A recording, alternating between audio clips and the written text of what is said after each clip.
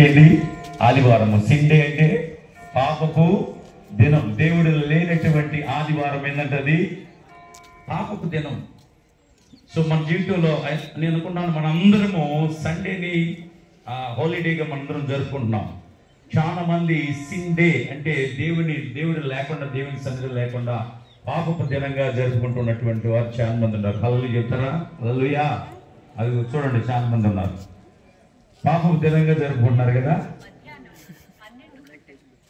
Sunday is holiday. మనకి ఈ విధంగా చూస్తే వారములన్నింటిలో వితౌట్ గాడ్ అంటే దేవుడు లేకుండా మనం జరుపుకునేటువంటి మండే వచ్చేసి మార్న్డే అంటే మార్నింగ్ అంటే ఏడవటం, దేవుని సన్నిధి లేకపోతే ఏడవటమే మండే.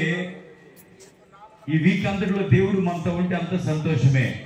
సండే హాలిడే, అది మిస్ అయితే సిండే పాపపు డే. అదేవిధంగా మండే మార్నింగ్ డే అంటే ఏడవటం. రెండవది చూస్తే ట్యూస్డే వచ్చేసి టీయర్స్ డే అంటే కన్నీరు కార్చే దినం లాగా గడుపుతూ ఉన్నారు చాలా మంది పిల్లరా. వెనస్డే వచ్చేసి తల్లికే వేస్ట్ డే అంట. Wednesday waste day.